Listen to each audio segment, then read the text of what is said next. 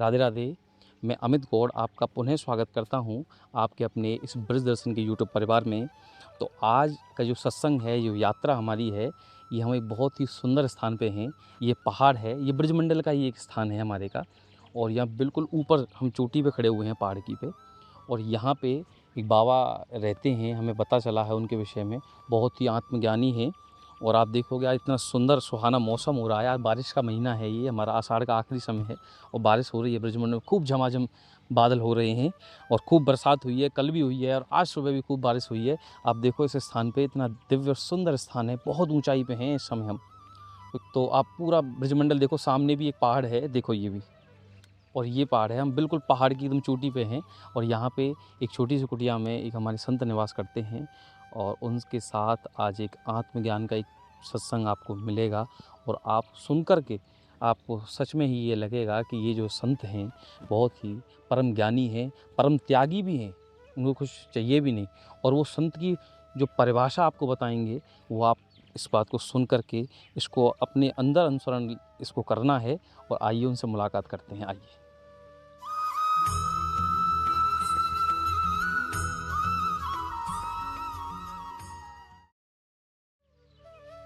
साधु की क्या पहचान है सके? साधु बनना तो सरल है, लेकिन साधुता आना बहुत कठिन है। ये बहुत साधु का भेष बनना तो बड़ा सरल है। लाल पीले कपड़े पहन लो, जटाजूट रखो, चंदन बिन्ना लगा लो, बढ़िया हो गए बाबा जी। और क्या है, कौन जान रहा है क्या। लेकिन अंदर से जब साधुता आए तब न आ गई चिंता मिटी, मन आबे परवाह, जिसे कछु न चाहिए सोई साहम के साथ।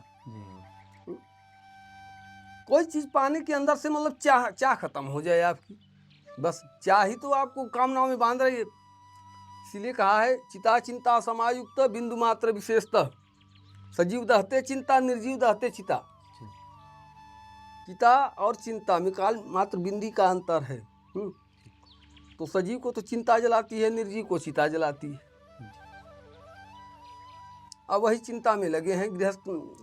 जैसे गृहस्थ एक हाय तौबे में लगा है, वैसे ही मेरा मठ बन जाए, आश्रम बन जाए, बन जाए। बहुत भजन किए और आवागमन से मुक्त न हुए तो तुम्हारे भजन में फिर है क्या, फिर किस काम का वो भजन। जब जन्म मृत्यु का चक्र कटा ही नहीं, आवागमन बना ही रहा, तो भजन किस काम आया बताओ। फिर क्या है, पुनरपि जननम पुनरपि मरणम पुनरपि जननी जठरे शयनम। इसलिए परमात्मा का भजन करो। और परमात्मा का भजन करने के लिए राम का भजन कर लो, कृष्ण का भजन कर लो, विष्णु का कर लो, परमात्मा का शिव की कर लो, मतलब कि वह एक ही है भाई। मोक्ष का साधन केवल परमात्मा के हाथ में है। ये सारे देवता जब खुद मरणशील हैं, मरण धर्मा हैं, तो तुमको क्या करेंगे। एक राजा थे, तो कई जो है कि कथाकारकों से कथा सुने, लेकिन कथा सुनने के बाद उनको लगा यार न तो मेरा कोई भ्रम मिटा, न कोई अज्ञान मिटा, न मेरी कोई वासना मिटी, ये तो हमारे साथ छलावा हुआ। कई लोगों से सुनता नहीं, जब उसका होता तो सबको बंद करवा देता जेल में। ये बाबा की कुटिया है और इतनी ऊंचाई पर कुटिया बना रखी है। आप नीचे देखो, बिल्कुल पहाड़ की आखिरी चोटी है ये। देखो कितनी ऊंचाई पे खड़े हैं इस समय हम। यहाँ पे बाबा की यहाँ कुटिया है और इधर देखो ये भी पहाड़ है, बीचों बीच में। हम पहाड़ के बीचों बीच में हैं इस समय। वहाँ सामने देखो आप। आइए अब बाबा से बात करने चल रहे हैं। और ऐसे दिव्य विभूतियों के तो दर्शन ही हो जाएं, वही काफ़ी हैं। ऐसे सिद्ध संत जो है इन दुर्गम स्थानों पे रहते हैं, उनके दर्शन करना ही हमारा एकमात्र लक्ष्य है। यहाँ ऐसे सुंदर उद्देश्य के साथ हम बाबा के पास आए हैं। देखो वहाँ गाय चर रही हैं, इतनी ऊंचाई पे भी देखो कितनी, जो इतनी ऊंचाई पे पहाड़ पे गाय चरने आ जाती हैं। देखो, और हम चढ़ रहे हैं, हाँफ ही चल गई थी हमारी चढ़ने में, और गाय देखो चरने आ जाती हैं इतनी ऊंचाई पे। और फिर शाम को जैसे ही लगभग 2-3 बजेंगे और अपने अपने घर चली जाएंगी अपने बच्चों के पास। और सभी दूध देने वाली गाय और हैं ये। राधे राधे बाबा। जय श्री राम। बाबा, यहाँ इस स्थान पे आपने ये सब चीज़ हमें बताई है, तो आप कितने वर्ष से यहाँ पे रह रहे हो इस स्थान पे? यहाँ तो हमको 8-9 वर्ष हो गया। 8-9 वर्ष से यहीं पे रह रहे हो। अच्छा, तो पहले कहाँ से आए थे बाबा और कहाँ पे रह रहे हो उससे पहले स्थान आपका? उसके पहले स्थान हमारा है केदारनाथ। अच्छा, केदारनाथ, ये यहाँ के केदारनाथ का ब्रिज ब्रिज का ही स्थान है, पहले वहाँ रहते थे। बहुत सुंदर स्थान है बाबा। आप तो ये कुटिया आपके हाँ, पास। आधे ही है। भोजन की व्यवस्था कैसे होती है फिर बाबा? भोजन की व्यवस्था बस जो भगत लोग देते हैं पैसा कौड़ी ना, उसी से अपना चावल ला लिए, आटा ला लिए, नमक मिर्च मसाला सब उसी से अपना व्यवस्था कर लेते हैं। अब देख रहे हो ना सामने ही है, हाँ, ऐसा जो यही है, बिछा जो गया है 10 सामने 20 वैसे ही बिल्कुल। अपना जो है व्यवस्था करते हैं। अरे 24 घंटे में एक बार बनाते पाते हैं आराम से। वो पीछे तगाड़ी देख रहे हो ना, उसी में जी। चूल्हा बनाए हैं, तवा है उसी पर अपना रोटी बना लिए, भगोनी है उसी में सब्जी बना लिए, अपना आराम से जो है यहीं पे रहते हैं हाँ। इसी स्थान पे और कहीं नहीं जाते आते? अब कहाँ जाएं, अभी तो उत्तराखंड गए थे घूमने। अच्छा। हाँ, तो उत्तराखंड से अभी आए जो है 24 तारीख तो को। बाबा यहाँ पे स्थान पे जैसे ये पे बिल्कुल भी भीड़ नहीं आती है, आदमी तो बिल्कुल भी बहुत कम देखने को मिलते हैं, तो यहाँ कोई जानवर वानवरों को भी खतरा ना है? यहाँ जानवर वानवर नहीं है और निर्द्वंद है, यहाँ कोई जानवर ऐसे नहीं है। फिर लाइट की व्यवस्था आपको तो लाइट की व्यवस्था भी कुछ नहीं है बाबा। पंखा वगैरह की हाँ, व्यवस्था? पहले था, उसके बाद में चले गए 5 साल नेपाल घूमने। अच्छा। हाँ, नेपाल गए तो सब काट कूट दिए, तो रस्सी फस्सी जो कुछ बचा था सब डोरी यहाँ रखवा दिए हैं।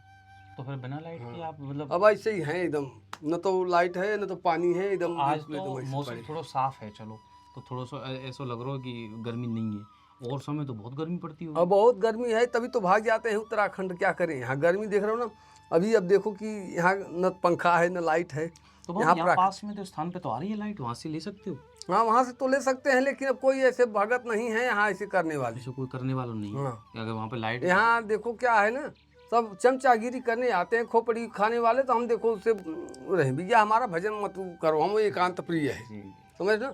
हाँ, ये दुनिया में चीची पीची छोड़ करके जो बाबा जी बने, चलो फिर वही दुनिया तू मैं करो। जी। हाँ, यहाँ तो गांजा पीने वाले बीड़ी पीने वाले जो है अक्सर करके भक्त दिखते हैं, तो मैं उनसे कट कर दिया हूँ भैया, ना गांजा चलेगा ना बीड़ी चलेगा तो यहाँ। बाबा आपको जन्म स्थान कहाँ को है? हाँ, आपको जन्म स्थान कहाँ को है? जन्म स्थान हमारा प्रयाग क्षेत्र पड़ता है। प्रयाग क्षेत्र। बाबा आपकी भाषा तो लग रही है कि आप थोड़ा प्रयाग साइड के हो, गंगा के किनारे के हो। तो बाबा आपको ब्रज भूमि में आगमन और ये आपको कैसे हुआ, ये आगे बताओ थोड़ा। यहाँ तो बाबा ब्रज क्षेत्र में रहते काफी समय हो गया। अच्छा।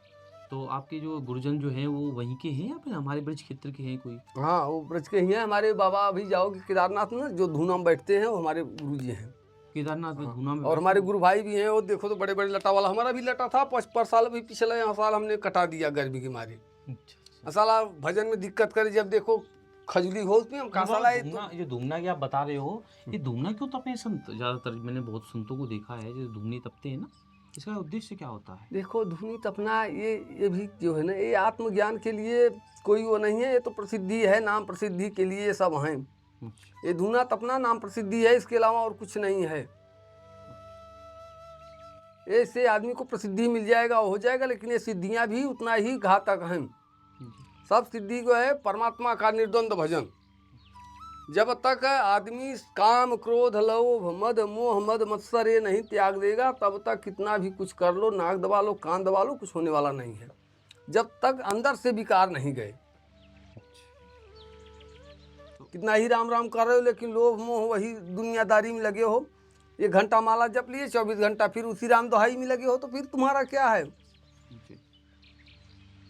तो महाराज जी और कलयुग की तो व्याख्या बताए हैं कि जाके न खरुएटा विशाला सोई प्रसिद्ध तापस कलिकाला। पहले सोचो, वेदों में 4 महावाक्य आते हैं, अयम आत्मा ब्रह्म। हमें तुम्हें एक ही आत्मा, वही एक ही आत्मा है, उस आत्मा को जगाओ। तुम शरीर नहीं आत्मा हो, लेकिन यहाँ इस माया जाल में आकर के शरीर की उपाधि में बंध गए हो। है मेरा है मेरा है मेरा है, कुछ नहीं है। मेरा तो शरीर भी नहीं है, है ना।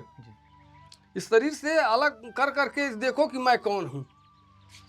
और जिस दिन यह मैं का बोध हो जाएगा, हृदय में उतर आएगा, उस दिन सारी खटपट दूर हो जाएंगे। और यही खटपट जो है कि जिंदगी भर लगा रहता है, छूट नहीं पाता है, समझ ना। हाँ, तो जी मैं को बोध करने के कार्य हैं जो हमें, मैं हमारा अंदर कौन सो मैं, एक तो अहंकार वालों में और एक है कि मेरा शरीर मैं क्या हूँ। तो मैं को बोध क्या संत बन के ही हो, या वैसे भी हमें गृहस्थ जीवन में भी रह सके? देखो संत वृत्ति तो कोई जरूरी नहीं है, आप गृहस्थ में भी संत वृत्ति आपकी आ सकती है, अगर वो ज्ञान आपके हृदय में आ जाए। पता नहीं कितने ऐसे संतों के उदाहरण देखो जो गृहस्थ में ही प्रसिद्धि को प्राप्त कर लिए, भगवत साक्षात्कार को प्राप्त कर लिए, है ना। तो ऐसी जब ऐसा ज्ञान मिल जाए, ऐसा जो है कि सिखाने वाला आपको ऐसा मार्गदर्शक मिल जाए, यह अज्ञान से ही तो जीव इस संसार बंधन में पड़ा हुआ है। तो महाराज जी एक मैं यहाँ पे टोकूंगा आपको, एक छोटा सा प्रश्न मेरा कि साधु की क्या पहचान है सके, पहचान कैसे करें कि ये साधु है?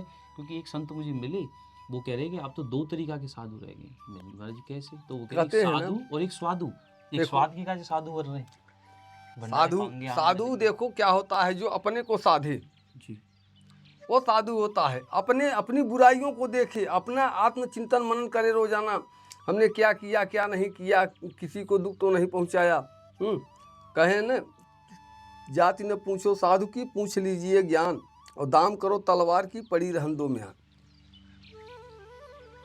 साधु साधु होता है साधना करने के लिए, जो साधना करे, जी जो हाँ जो अपनी बुराइयों से लड़े। अपनी बुराइयों से तो ही लड़ना साधना है, और बाकी तो तुम किसके लिए क्या करोगे, तुम तो स्वयं हो।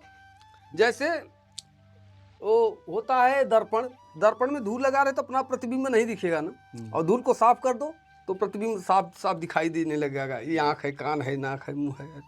वैसे ही तुम तो ब्रह्म हो, लेकिन ये इंद्रियां जो है ना, आपको ढक लिया है उस ज्ञान से, इस जो है आत्मा को जो है कि मेरे को ढक दिया है। अब इंद्रियों का ही तो सब काम है, क्या देखना चाहिए क्या नहीं देखना चाहिए, क्या सुनना चाहिए क्या नहीं सुनना चाहिए, कैसी बात बोलना चाहिए। शब्द संभल के बोलिए, शब्द के हाथ न पाँव, इसके हाथ पाँव नहीं है, इसलिए शब्द का ही फेर है। द्रौपदी ने और क्या कह दिया था, अंधे के अंधे केवल दो ही शब्द बोले थे, उसी पर महाभारत का कारण बन गया है ना। तो शब्द का ही खेल है। कागा काको धन हरत, कोयल काको देत, और मीठे बैन सुनाई के जगह पनो कर लेत। मीठी वाणी का तो है प्रयोग, इसी जबान से चाहे आप मीठा खा लो चाहे जूता खा लो, दोनों ऐसी है। तो महाराज जी साधुन के विषय में हम जब बात कर रहे हैं कि कुछ तो ऐसे साधु भी हैं कि चलो साधु बन गए, भेष में आ गए, और उनको उद्देश्य सिर्फ भंडारे पानो है। बाबा देखो क्या है ना, साधु तो बन जाते हैं, कई लोग तो साधु के भेष में अपनी इच्छा की पूर्ति करते हैं, समझ ना। दवा की गांजा पी रहे हैं, बीड़ी पी रहे हैं, दुनिया भर के जो है बाबा जी हैं, भेष पूजा जा रहा है, या भेष से ही तो पूजे जा रहे हैं। जटाजूट रख लिए, हो गए चित्र विचित्र आकृति प्रकृति बना लिए, लेकिन अंदर से वो ज्ञान नहीं है कि हम कौन हैं, मैं कौन हूँ। जिस दिन इसका बोध हो जाए, जिस दिन साधना परमात्मा के प्रति भक्ति, साधु बनना तो सरल है, लेकिन साधुता आना बहुत कठिन है। साधु का भेष बनना तो बड़ा सरल है, लाल पीले कपड़े पहन लो, जटाजूट रखो, चंदन बिन्ना लगा लो, बढ़िया हो गए बाबा जी, और क्या है, कौन जान रहा है क्या। लेकिन अंदर से जब साधुता आए तब ना, चाह गई चिंता मिटी, मन में आबे परवाह, जिसे कछु न चाहिए सोई साहम के साथ। कोई चीज पाने के अंदर से मतलब चाह खत्म हो जाए आपकी, और यही चाह तो मर नहीं रही है, किसी चीज की चाह लगी है, ये और भी बढ़ती जा रही है। बस चाह ही तो आपको कामनाओं में बांध रही है। बहुत सत्य बात है आपकी। इसीलिए कहा है, चिता चिंता समायुक्त बिंदु मात्र विशेषतः, सजीव दहते चिंता निर्जीव दहते चिता। चिता और चिंता में काल मात्र बिंदी का अंतर है। तो सजीव को तो चिंता जलाती है, निर्जीव को चिता जलाती है। अब वही चिंता में लगे हैं गृहस्थ, जैसे गृहस्थ एक हाय तौबे में लगा है, वैसे ही मेरा मठ बन जाए, आश्रम बन जाए, बन जाए। हमारे कई ऐसे आते हैं, भैया हमारा यहाँ जो है वो मत करो, जो करना है करो, नहीं तो हमको यहाँ शांति निर्द्वंद रहने दो, हमको कुछ खटपट की जरूरत नहीं है, छाया इतना बहुत हो गया है हमको भजन करने का, बस भजन करने को छाया होता है। हाँ, हमको कुछ चाहिए ना। मैं पानी वहाँ से ले आता हूँ भैया, मैं लंगड़ा लूला ना हूँ, मैं पानी ले आ लेता हूँ वहाँ से बाल्टी में, अपना काम कर लेता हूँ, निर्द्वंद पड़ा रहता हूँ, जहाँ इच्छा हुई ताला बंद किए अपना घूमे, किसी के बंधन में नहीं, किसी का वो नहीं। माजी साधु बिल्कुल ये बात तो है, बंधन में तो काऊ के ना है। अच्छा अब जैसे लोग हैं नहीं देख रहा हूँ। अच्छा एक बात और मैं बताओ कि एकदम जैसे कि साधु तो घर छोड़ एकदम त्यागते चले जाएं, त्याग दियो अपना घर परिवार, माँ बाप भाई बहन, इतनो मोह बंधन रहे, और ये एकदम से ऐसो कैसो त्याग उत्पन्न कहाँ से हुए, आप सब चीज छोड़ के चले जाएं। त्याग देखो, मोह बिल्कुल खत्म हो जाए। त्याग अंदर से जब पैदा होता है, देखो आप जो है कि आपके अंदर त्याग भावना ऐसे आता है, आप घर परिवार में कुछ कर रहे हो, आपकी बात का समर्थन नहीं कर रहे हैं, आपकी बातों से जो है कि विपरीत चल रहे हैं, आपकी बात का अनुसरण नहीं कर रहे हैं, तब ये होता है यार छोड़ो इन दुनिया से। आजकल देख रहे हो ना, पति पत्नी में लड़ाई झगड़ा होते जा रहे हैं। यहाँ तक कि न तो पति पत्नी को काट दे रहा है, पत्नी पति को कटवा दे रही है, कोई नहीं। तो प्रेम के ही तो नाते रिश्ते हैं। प्रेम हो है अगर तो तुम हो हमारे हो, हम तुम्हारे हैं, नहीं तो कोई किसी का नहीं है।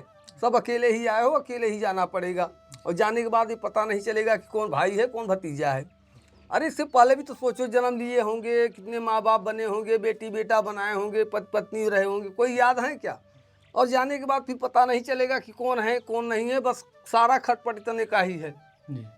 और इन्हीं के पीछे चाहे जीवन खपा दो, अंत में जाना अकेले ही है। और फिर अपनी करनी पार उतरनी, अपने अपने ही कर्म से पार उतरोगे, पक्का मान लो। हाँ, वहाँ न भैया न काका दादा कोई नहीं जाएगा।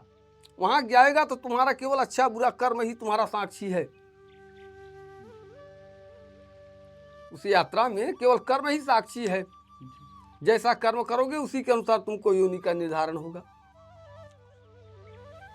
अगर सकाम भक्ति किए, कामना से भक्ति किए, भजन किए खूब चौचके, तो महाजनों के यहाँ जन्म लोगे, रईसों के यहाँ जन्म लोगे, पैसे वालों के यहाँ जन्म लोगे, करोड़पति बन करके फिर करोड़पति हो जाते हैं। फिर उनसे भजन ना होए, वो तो फिर पैसे के ही उसमें बीत जाता है उनका। ये कैसे? आर्थर फोर्ड जो है दुनिया का विश्व प्रसिद्ध धनाढ्य था जी। लेकिन जब वो मरने लगा तो उसने अपने संस्मरण में लिखा कि मैं अपने कंपनी में अपने मजदूरों को मोटी मोटी रोटियां खा करके चैन से सोते देखता हूं तो मुझे बड़ी कुढ़न होती है कि मैं इतना बड़ा आदमी हो कि कभी सो न सका। मैं भगवान से ही प्रार्थना करता हूं कि अब की मेरी मृत्यु हो तो मैं भी उसी मजदूर कुल में जन्म लूँ, ताकि मैं भी मोटी मोटी रोटियां खाकर चैन से सो सकूं। तो बताओ बाबा, जो बड़े हो जाते हैं ना, उनको भी अगर तुम बिंदास हो गए तो तुम्हारे हजारों करोड़ों की कौन देखेगा, उसका लेखा जोखा कौन करेगा? वही तो चिंता में परेशान रहते रहे वो। देख रहे हैं तो बहुत बड़े आदमी हैं, हर चीज़ चल रहे हैं, मोटर गाड़ी से हवाई जहाज से चल रहे हैं, लेकिन उनके दिमाग में उतना ही टेंशन भी है। वो यहाँ तक कि सोने के लिए नींद की गोलियों का प्रयोग करते हैं, तब जाके कहीं 1-2 घंटा सो पाते हैं। तो सही कह रहे हैं, ये तो बड़े लोगों की थोड़ी समस्या तो बस यही है बाबा। देखने में तो बड़े आदमी हो, पैसे वाले हो, हर चीज़ है तुम्हारे पास, साधन सुविधा, लेकिन शांति नहीं है, चैन नहीं है। शांति कैसे मिलेगी फिर? शांति तो देखो बाबा, सबका परित्याग, राजा भर्तृहरि गोपीचंद बड़े बड़े राजपाट तक त्याग दिए। समझ जी। शांति के लिए तो देखो, एक खटपट जब दुनियादारी का माया से हट कर के केवल एक पर आओगे तभी जा कर के शांत हो सकता है। वो भी शांत के लिए ऐसे जब ज्ञान आपके अंदर प्रादुर्भाव हो जाए, सत्संग के बिना मोह ममता नहीं टूटता है। देश दुनिया के जब आदमी भ्रमण करता है, कहीं मान मिला, कहीं अपमान मिला, कहीं सम्मान मिला, सबसे परे हो जाओ। न मान चाहिए, न सम्मान चाहिए, न निंदा स्तुति, सबसे परे हो जाओ। तुम्हारी जो स्तुति करे तो क्या, निंदा करे तो क्या, सब में समान भाव। न किसी से निंदा, न किसी से स्तुति, अपने काम से काम, केवल परमात्मा से मतलब, और दुनियादारी से छोड़ दो सब खटपट। और शांति के लिए मन ही तो सबसे चलायमान होता है। यही प्रश्न मन तो परेशान कर रहे हैं यही प्रश्न तो अर्जुन का भी था जी। उसने भी कहा, भगवान केशव, मेरा मन तो एक घड़ी भी एक जगह ठहरता नहीं, इसके लिए कैसे इसको रोकी? तो भगवान ने कहा, अभ्यासेन तु कौन्तेय वैराग्येण च गृह्यते। अभ्यास के द्वारा मन को वैराग्य में आ जाता है। इसके लिए प्राणायाम करो, मन को शांति करने के लिए। प्राणापानो समोक्त्वा नासाभ्यंतर चारिणो। अर्जुन, प्राणायाम का अभ्यास करो, प्राणायाम से मन जो है कि अरुद्ध होगा। तो ये बाबा एक दिन की बात नहीं है, जब ये सालों साधना आदमी करता है, नियम संयम अपनाता है, तब जाकर के सब भाव उत्पन्न होते हैं। कोई एक नहीं है कि 10-5 दिन हम कब काम कर लिए तो इतने में आ जाए। ये मन तो इतना है, सूक्ष्म है कि जहाँ चाहे तुरंत क्षण भर में चला जाए। बड़े बड़े जो है कि योगियों तक के मन को मथने वाला ये ऐसा है। यह मन जो है बड़े बड़े योगियों के मन को मथने वाला है। तो महाराज जी, ये ठाकुर जी से कैसे जोड़ हो जाया है? तुरंत या ठाकुर जी से जोड़ दें तो रोक सके क्या ये मन? देखो, ठाकुर जी से करने के लिए मन जब एक हो गया ना, यह मन ही सबका कारण है। मन है मनुष्याणा कारण बंध मोक्ष, मन ही बंधन मोक्ष का कारण है। विषय में फंसा हुआ मन ही जो है बंधन है, और निर्विषय मन हो गया, यही जो है मोक्ष है। और मोक्ष क्या है बताओ? क्या परिभाषा दी आपने? मोक्ष की कहते हैं जब ये शरीर, जैसे कि शरीर में प्राण है, तुम बद्रिकाश्रम चले गए, लौट करके आए, हाँ भैया हम वहाँ गए देखिए, अब ये शरीर ही नहीं रहेगा, तुम मोक्ष हो गया, तो कौन बताएगा कि हम मोक्ष को प्राप्त हो गए हैं या नरक में गए हैं? कोई नहीं बताएगा, शरीर ये तो कल्पना है। इसीलिए कबीर ने कहा ना कि अवधू जीवत की कर आशा, मुझे मुक्ति गुरु कहे स्वार्थी, झूठा दे विश्वासा। और जीवत समझे जीवत बूझे, जीवत होय भ्रम नासा। मन ही से बंधन मन ही से मुक्ति, मन का सकल विलासा। और जो जीवत मन भयो न बस में, तो देवे बहु त्रासा। अवधू जीवत में कर आशा। तो बाबा सब जीते का ही खेल है, जीते का ही तो खटपट लगा है। जब शरीर खत्म हो गया तो खटपट भी गया, और सबसे और योनियों में नहीं, और योनि तो सब निर्द्वंद हैं, लेकिन मनुष्य योनि में ही सारी खटपट है। आत्मा परमात्मा दुनियादारी ये है वो है, सारा बखेड़ा इस शरीर में ही है। वो यही में थे निकलना, और यही थे ठाकुर जी प्राप्त ऐसे गए, और फिर भी यही में सब झंझट है। तो ठाकुर जी को प्राप्त करने के लिए तो मन में आपका दृढ़ है, ऐसे परमात्मा के प्रति वैराग्य अगर आ जाए, अनुराग आ जाए, तो परमात्मा कहीं दूर नहीं है, वो तो तुम्हारे सबके हृदय में है। जैसे कस्तूरी कुंडल बसे बन बन ढूंढत माही, तैसे घट घट राम है दुनिया जानत नाही। जैसे कस्तूरी मृग के अंदर ही तो उसके नाभि में खुशबू आती है, और बाहर बाहर भटकता रहता है, उसको पता नहीं कि ये सुगंध हमारी नाभि से ही अंदर से ही आ रहा है। वैसे ही परमात्मा सबके अंदर ही बसा है। दुनिया में कहीं भी दुनिया माथा पटक लो, कहीं भी कितना भी कर लो, जब तक इसमें वो ज्ञान नहीं हुआ, इसका बोध नहीं हुआ, तब तक समझ लो कि जिंदगी बीत जाए। तो ये जीवन की भीड़भाड़ में और इतनी परेशानी में कैसे बोध होगा, ये तो संत ही बताएंगे ना। इसके लिए तो बाबा देखो क्या है, साधु का सत्संग करो, स्वाध्याय करो, परमात्मा का भजन करो। जितना ही आप भजन करते करते करते करते आपके अंदर धीरे धीरे जो है आपके संस्कार जो है कि कटने लगेंगे पुराने। धीरे धीरे जैसे आपका जो है कि काली धुलती जाएगी, आपका निर्मल मन जो है कि आत्मा निर्मल होती जाएगी। होते होते एक दिन स्वयं वो प्रकाशित हो जाएगा। फिर जो है कि दोनों का जब जिस दिन भेद खत्म हो गया, उस दिन तो वह एक ही है, दो है कहाँ। प्रेम गलियति साकरी तामे दो न समाए, राजा प्रजा जोर चे फीस दे ले जा। एक ही है, सब दो नहीं। एक ही है, हम में तुम में सब में एक ही है। मुझ में राम तुझ में राम, सब में राम समाया है। सबसे कर लो प्रीत जगत में कोई नहीं पराया है। मुझ में राम तुझ में राम, सब में राम समाया है। सबसे कर लो प्रीत जगत में कोई नहीं पराया है। भगवान कृष्ण भी धरा धाम पर आए। ये मैं बात कहूँगा आपसे, तो नाम में भी कोई अलग अलग है क्या महत्वता के, एक ही है, कोई अंतर है? देखो जैसे हमारा तुम्हारा सबका शरीर अलग अलग है, लेकिन तब तो एक ही है।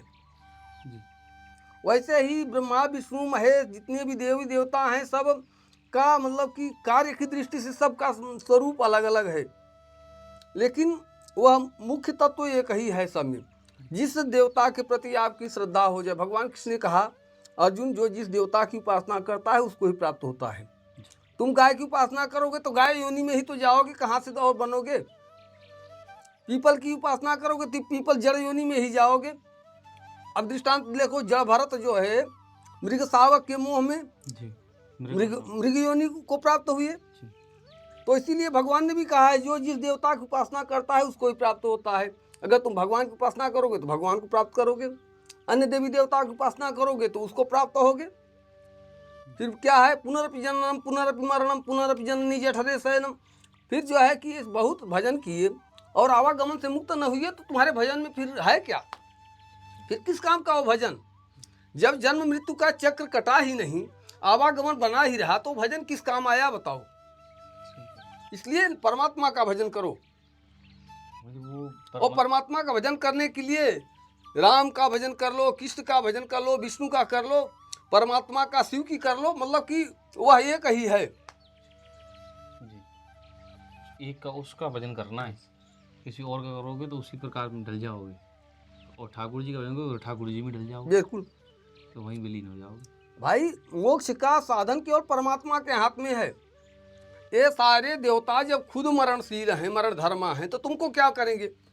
एक राजा थे, तो कई जो है कि कथाकारकों से कथा सुने, लेकिन कथा सुनने के बाद उनको लगा यार न तो मेरा कोई भ्रम मिटा, न कोई अज्ञान मिटा, न मेरी कोई वासना मिटी, ये तो हमारे साथ छलावा हुआ। जी। कई लोगों से सुनता नहीं, जब उसका होता तो सबको बंद करवा देता जेल में। अब अपने राजपुरोहित से कथा सुना, बोले राजपुरोहित ने कहा महाराज मैं आपको कथा सुनाऊंगा, आपके सारे भ्रम दूर हो जाएंगे।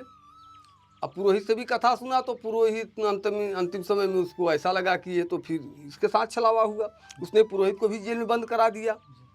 पुरोहित का लड़का था, वो आया, बोले महाराज मैं आपको कथा सुनाऊंगा, आपको जो है कि बोले आपको 1 घंटे के लिए अपना सिंहासन छोड़ना पड़ेगा। बोले ठीक है। अब वो सिंहासन पर बैठा, राजा नीचे आ गया, उसने आदेश दिया मंत्री को, वो तो राजा हो गया। उसने कहा पहले राजा को बांध दो खंभे में। अब राजा को खंभे में बांध दिया। उसके बाद अपने पिता को बुलवाया, बोले उनको राजपुरोहित को बुला लाओ, उनको भी एक खंभे में बंधवा दिया। उसके बाद में उसने, अब ये लोग देख रहे हैं ये क्या बदतमीजी कर रहा है छोरा, भाई अब तो राजा बना है वो। उसने अपने पिता से कहा आप राजा के बंधन को छोड़ दो। बोले मूर्ख बालक देखता नहीं है कि मैं जो है कि बंधन में बंधा हूँ, मैं कैसे खोल दूँ। तो उसने कहा, राजा से कहा महाराज आप तो देश के राजा हैं, आप राजा रह चुके हैं, आप ही कोई तरकीब लगाइए, आप राजा को, मंत्री को खोल दीजिए, इन राजपुरोहित को। बोले मूर्ख बालक समझ में नहीं आ रहा है, मैं तो खुद बंधा हूँ, मैं कैसे खोल दूँ। तब उसने कहा महाराज जब ये कथाकार ही खुद दुनिया भर के मोह ममता में बंधन में जकड़े हुए हैं, जब ये खुद ही बंधन में बंधे हुए हैं, तो ये तुमको कैसे बंधन मुक्त कर सकते हैं। बहुत सुंदर। अरे जो भागवत सुना है सुखदेव दास जी, वो परम निर्विकार थे जी। कि उन्होंने एक बार कथा सुनाई, भागवत हो गया। हाँ तो दिन में जिंदगी में 50 कथा सुन लेते हैं, फिर भी जैसे के तैसे ही रहते हैं। सही कह रहे हैं, वो तो बिल्कुल बंधन मुक्त है। तो वही हाल आज का है। आज खूब कथा सुन रहे हैं, खूब डांस हो रहे हैं, खूब नचा रहे हैं, लेकिन जैसे के तैसे ही हैं, सब मोह माया में वही लपटे हैं, राम दुहाई में। वैसे ही कथाकार भी कथा तो खूब प्रवचन दुनिया भर के दे रहे हैं आत्मज्ञान की, लेकिन स्वयं में खुद उसी में डूबे हैं मोह माया में। वही न करने की बात कर रहे हैं। तो वही बात है बाबा, जब ये स्वयं में बंधन में जकड़े हैं, तो तुमको कैसे बंधन मुक्त कर सकते हैं, कैसे तुम्हें बंधन मुक्त का वो ज्ञान तुम्हारे अंदर धंसेगा। यही बिल्कुल आपकी बात में मैं भी सहमत हूँ। यह बात से जहाँ थोड़ा सा भी कोई संत को कोई भजन करते हुए देखेंगे या कहीं एकांत में बैठे हुए देखेंगे, तो कुछ हमारे बीच में ये माया इतनी प्रबल है जाए कि हमारे द्वारा ही कि बाबा तुम यह सामान ले लो, बाबा को यह व्यवस्था करवा दो, बाबा को यह सुविधा दे दो, जाते बाबा माया में तुरंत फंस जाए, और बाबा हम तो भजन कर ही ना रहे और वो हमारी माया बाबा पे पहुँच जाए और बाबा को भजन छूट जाए तुरंत। आजकल यही तो देख नहीं रहे हो, बड़े बड़े जो है कि मंदिर बन गए हैं, अब उनकी बड़ी बड़ी अच्छी अच्छी गद्दियां हैं, वो गद्दियों से छुटकारा नहीं पा रहे हैं। अब उनकी हिम्मत इतना नहीं है कि हम छोड़ करके पैदल निर्विकार कहीं घूम लें या कोई हो जाए। उनको तो गाड़ी चाहिए, अच्छे चलने के लिए 2-4 उनके साथ जो है कि चेले मिले चाहिए, अंका पंका झलने को। दुनिया भर के शान शौकत का जीवन जी रहे हैं पूरा। तो एक गृहस्थ से भी ज्यादा तो बंधन में बने हैं। एक गृहस्थ है कहीं जा भी सकता है, लेकिन एक साधु तो इतना माया में जकड़ गया है कि उसको स्थान छोड़ने का फुर्सत नहीं है कि कहीं हम घूम आए जो है कि। यही तो माया है। साधु भी माया में जकड़ के, कहने को अर्थ बहुत ज्यादा सुंदर अर्थ बता रहे हैं आप कि साधु को संग्रह नहीं करना चाहिए। संग्रह परिग्रह से दूर रहने पर ही साधु की जो साधना हो पाती है। नहीं तो अब यहाँ पता लगा 50,000 का 5 लाख का सामान हो गया, फिर इससे ममता हो गई, यार इसको छोड़ के कैसे जाएं, कोई दूसरा न ले जाए, कोई दूसरा ने आकर रहने लगे। दुनिया भर के जो है कि घेर लेते हैं, और जब कुछ नहीं है तो कोई चिंता नहीं है, ताला बंद किए अपना चल दिए भैया। तो परेशानी तो है ही ना, कि वहाँ तो कुछ है ना, लूटे को क्या आदमी। तो यही बात है बाबा, इस समय आजकल जो है कि और कलयुग में नहीं तो परमात्मा तो जो है कि अगर हो जाए ना तो परमात्मा जो कलयुग सतयुग त्रेता में इतनी घन कठोर कठोर तपस्या करते थे, तो तपस्या भी अज्ञान के द्वारा ही होता है। तपस्या का उद्देश्य क्या है? जी तपस्या करोगे, तपस्या के बदले में तुमको फल के लिए फिर तो तुम्हें जन्म लेना पड़ेगा फल भोगने के लिए। जी, बहुत सुंदर बताया। भाई तुमने इतना तपस्या तो किया, भजन किया, उसके बदले में उसका फल भोगने के लिए तुम्हें शरीर फिर धारण करना पड़ेगा। फिर पता नहीं दूसरे जन्म में तुमने जन्म तो लिया, पता नहीं तुमसे उस जन्म में फिर भजन हो पाया कि नहीं हो पाया, कि उससे भी नीचे की स्थिति में चले गए। और नुकसान है वो, ठीक है। अरे इसी जन्म का देखो, इसी जन्म में उद्धार कर लो, अगले जन्म को किसने देखा है क्या जो है कि अगले जन्म में होगा। रईस हो गए, बड़े भारी हो गए, करोड़पति हो गए, तो फिर कहाँ भजन हो पाया। अरे जब तक करोड़पति का पद नहीं छोड़ पाओगे तब तक कुछ नहीं होगा।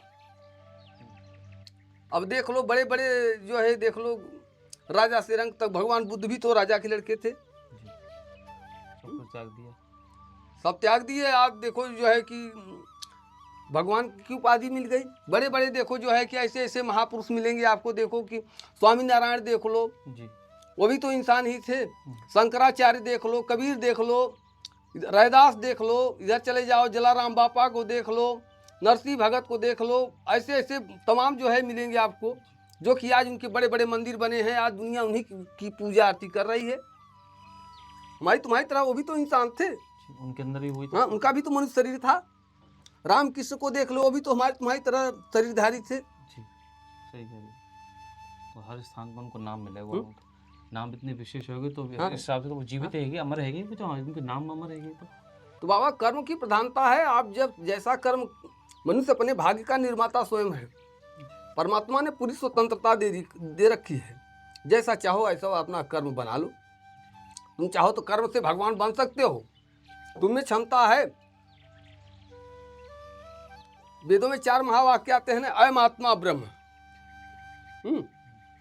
और अहम ब्रह्मास्मि, तत्त्वमसि, और प्रज्ञान ब्रह्म। तो सब इस आत्मा का ही तो बोध कराते हैं। जितनी कथा कीर्तन मान ली, बड़े बड़े श्रुति बनी हैं, जो भी वेद बने हैं, उपनिषद हैं, सबका सार तत्व क्या है? सबका सार तत्व है इस आत्म तत्व को जानने के लिए। कठोपनिषद में यम नचिकेता का संवाद चलता है। बहुत बड़े प्रलोभन दिए यमराज ने, सब कुछ मांग लो जो चाहिए, देश दुनिया की वैभव मांग लो, लेकिन ये आत्म तत्व के बारे में तू प्रश्न मत कर, क्योंकि ये बहुत बड़ा कठिन विषय है। लेकिन वह भी बड़ा जो है कि वो था, उसने कहा नहीं हमको कुछ नहीं चाहिए, मैं यही जानना चाहता हूँ यह आत्मा है क्या।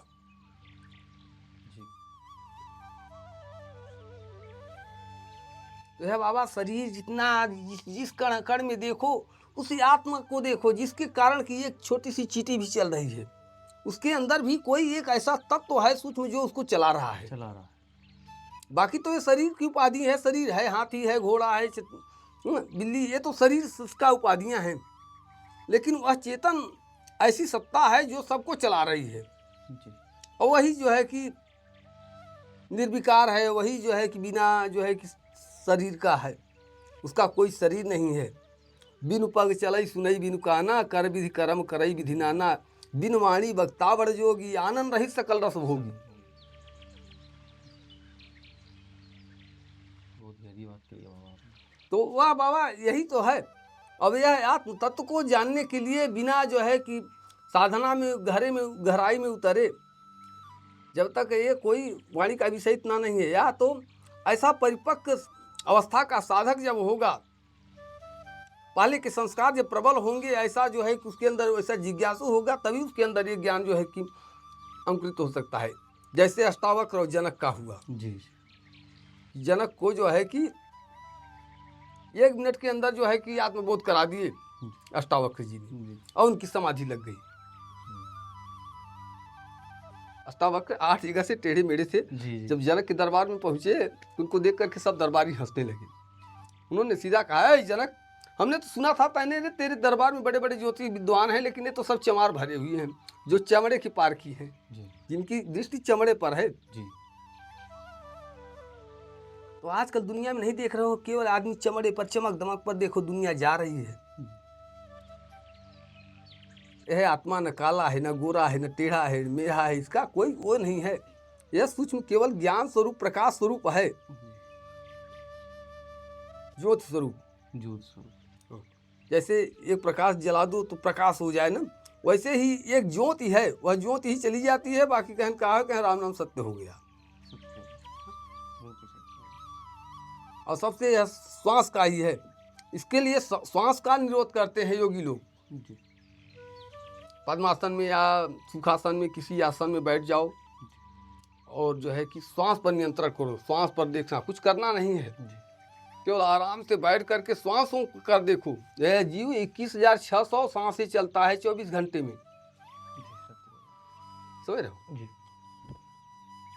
और इसी को ये इतनी बात आपने बताई है, हाँ तो आप हमें थोड़ा सा भजन की ओर बताओ कि कैसे करो जाए, भक्ति किस प्रकार करी जाएगी फिर सही एकदम। भक्ति, हाँ जी, निष्काम भक्ति कैसे? बाबा भक्ति तो दो शब्द कहे हैं ना कि राम नाम सब कोई कहे, ठग ठाकुर और चोर, और बिना प्रेम रीझे नहीं तुलसी नंद किशोर।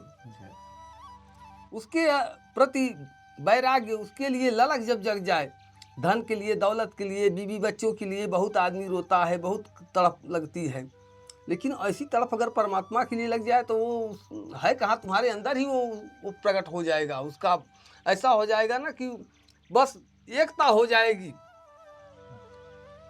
फिर सारी कामना ही मिट जाएगी, किसी चीज का वही नहीं रह जाएगा। उसके लिए तो वही है ना, जैसे गरुड़ जी को मोह हो गया ना, तो शंकर जी भी चाहते तो कथा सुना देते, लेकिन नहीं सुनाए, उन्होंने कहा घुसुंडी के पास भेजा। जब तक कुछ दिन तक सत्संग नहीं करोगे तब तक ये माया छूटेगी नहीं। ये मोह ममता इतनी सरल नहीं है कि, और इसीलिए शास्त्र भी कहता है कि नायम आत्मा प्रवचने न लभ्यो में ध्यान बहुना सुते। यह आत्मा अधिक प्रवचन से, अधिक बुद्धि से, अधिक सुनने से नहीं प्राप्त होती है। जैसे दूध होता है ना, तो दूध में ही तो मक्खन छुपा है। अगर आपको मक्खन प्राप्त करना है तो दूध को गर्म करोगे, उसका दही बनाओगे, फिर मथानी से उसको मारोगे, तब जाके मक्खन निकलेगा। उसका भी सार घृत आपको लेना है, तो फिर उसको गर्म करोगे, तब जा कर के उसका सार घृत निकलेगा। तो ऐसे ही परमात्मा को प्राप्त करने के लिए अपने जो दुर्गुण है, अपने दुर्गुणों को मिटाना पड़ता है। वही बता रहे हैं ना कि अपने सारी बुराइयों का, अपने लोभ की इच्छाओं का त्याग करना पड़ता है। और जब तक ये त्याग नहीं आएगा, त्याग वृत्ति नहीं आएगी, तब तक बाबा, आपने जैन को देखा होगा जी। जैन साधु देखो तो कोई नहीं आडंबर करे, न कुछ करें, बिल्कुल केवल एक जलपात्र रखेंगे, एक मोर का पंख या तो रखेंगे, बस इसके अलावा उनके पास कुछ नहीं रहता है। तो यही त्याग तो है। साधुता में त्याग बहुत जरूरी। आजकल के साधुओं में कहाँ त्याग है? भारतीय साधु, हमारे हिंदू साधु तो बिल्कुल मतलब कि ऐसे ही होंगे, बाकी तो 80% साधु तो समझ लीजिए कि बिल्कुल केवल माया में ही सबका निर्वाह करने वाले हैं। समझ, सब माया के पीछे ही सबका जो है कि काम चल रहा है। हाँ, तो माया से निवृत्त होने के लिए बाबा तो बहुत बड़ा त्याग की ही आवश्यकता है। ग्रस्त में रह के भी माया से निवृत्त रह सके महाराज जी? हाँ, ग्रस्त में रह के माया से निवृत्त रह सके या तो बच सके? देखो, गृहस्थ में आप प्रवृत्ति मार्ग जो है तो कर सकते हो, कि निवृत्त मार्ग नहीं हो सकते, क्योंकि आप गृहस्थ में रहोगे तो गृहस्थ में सब कुछ है। अब इसको, मकान को कैसे छोड़ सकते हो, कैसे इसको कर सकते हो, नहीं मेरा है, नहीं है। वैसा अनुराग जब जिस दिन आ जाए, जैसे जनक की तरह, अगर जनक की तरह आपके अंदर भी वैराग्य भाव अगर आ जाए तो वैसा प्राप्त कर सकते हो, लेकिन ऐसा होना बड़ा असंभव है, क्योंकि यह माया बड़ी बलवान है। माया जो है बड़ी बलवान है, या किस रूप में, कैसे, किस दिशा में आपको कब विचलित कर दे, कब आपको कर दे, कोई इसका भरोसा नहीं है। कहीं ना कहीं परेशान कर ही देगी हमें। इसलिए इससे बड़े बड़ों की जो है कि ये तो हो गया है। तो मुझे कैसे बचेंगे फिर ऐसे? कुछ कोई उपाय तो हो? इसके लिए तो यही है बाबा, आप सत्संग करो। विरक्त साधुओं के जब सत्संग करता है आदमी, तब उससे जाकर के उनकी माया की निवृत्ति होती है। नहीं तो कथा तो देख रहे हो ना, रोज सुन रहे हैं, रोज भागवत सुन रहे हैं। आप तो मोबाइलों में देखो, दुनिया भर के रोज कितने लोगों का कथा सुन रहे हैं। मनोरंजन तो हो जा रहा है, कि मनोरंजन की दृष्टि से हो रहा है, जी, आध्यात्मिक दृष्टि से नहीं हो रहा कथा तो खूब सुन रहे हैं, हर चीज़ वो कर रहे हैं, खूब नाक कान भी दबा रहे हैं, पूजा पाठ भी कर रहे हैं, लेकिन वही माया में फिर लगे हैं, वो माया छूट ही नहीं पा रही है। क्या पूजा पाठ नहीं कर रहे हैं? खूब पूजा पाठ कर रहे हैं, खूब नाक कान दबा रहे हैं, खूब माला भी जप कर रहे हैं, लेकिन फिर भी जो है कि उनकी मोह माया से निवृत्त नहीं हो पा रही है।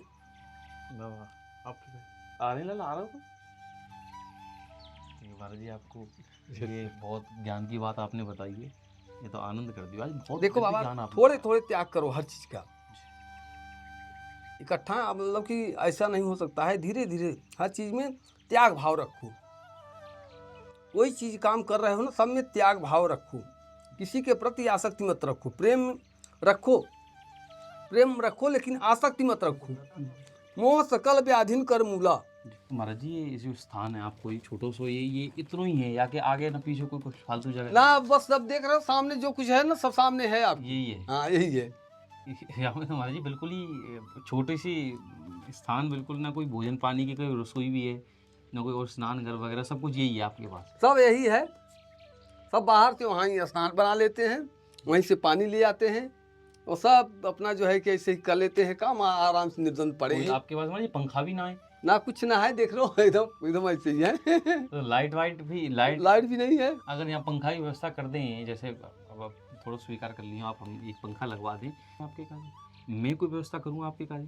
आपके काज तो खैर मैं क्या कर सकूँ, पर फिर भी अब हम क्या कहें यार, हमको तो कुछ समझ में नहीं आता है, हमको तो उतने में ही हम मस्त हैं। जय हो। हाँ, जो करे ठाकुर जी, अब उसकी इच्छा पर है, हम तो कोई पाले ना। बहुत, हाँ, यही चाहिए, बस आराम से निर्द्वंद है, देख रहे हो, यही है अपना।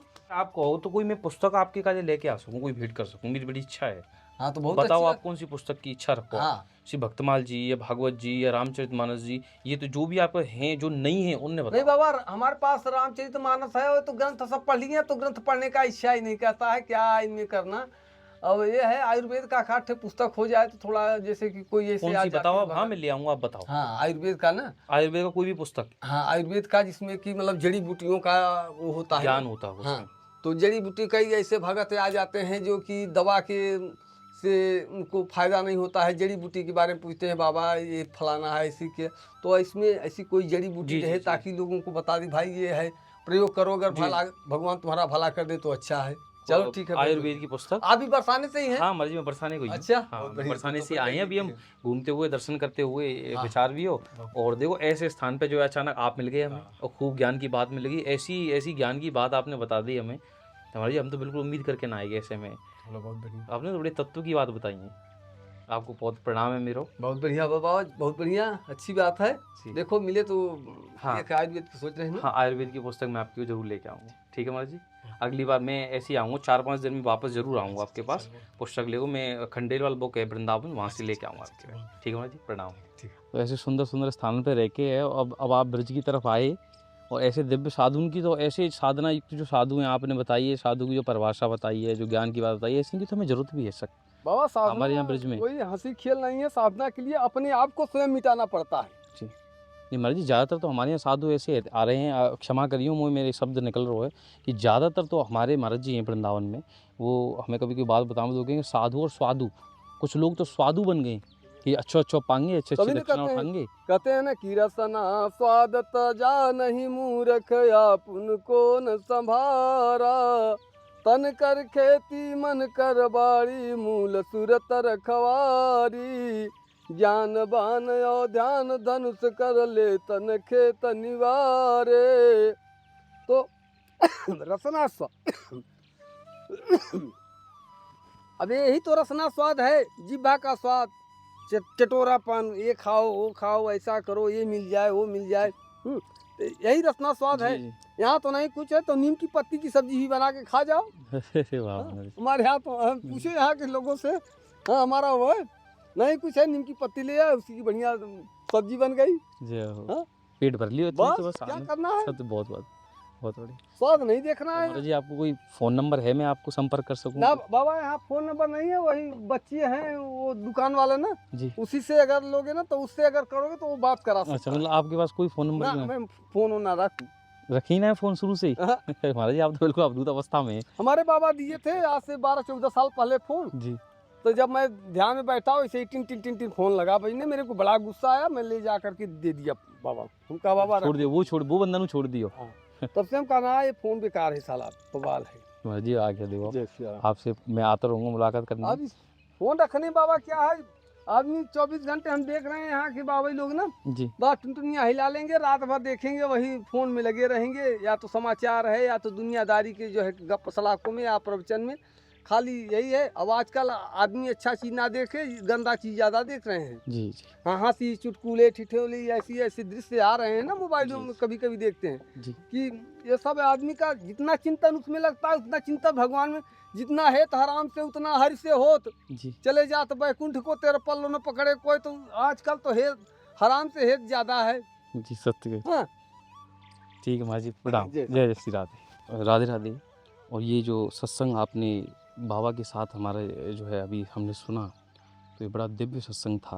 महाराज जी ने जो हमें तत्व की बात, आत्मज्ञान की बात जो हमने बताई थी बाबा ने हमको, तो बहुत अनुसरण करने वाली बातें थी। और ऐसे ही दिव्य ज्ञान के लिए हम अपने ब्रज मंडल के गुप्त स्थानों पर साधु संतों के साथ मिलते रहते हैं, और श्री जी की कृपा रहती है, ऐसे संत हमें मिलते हैं और कुछ समय सत्संग भी हमको वो देते हैं।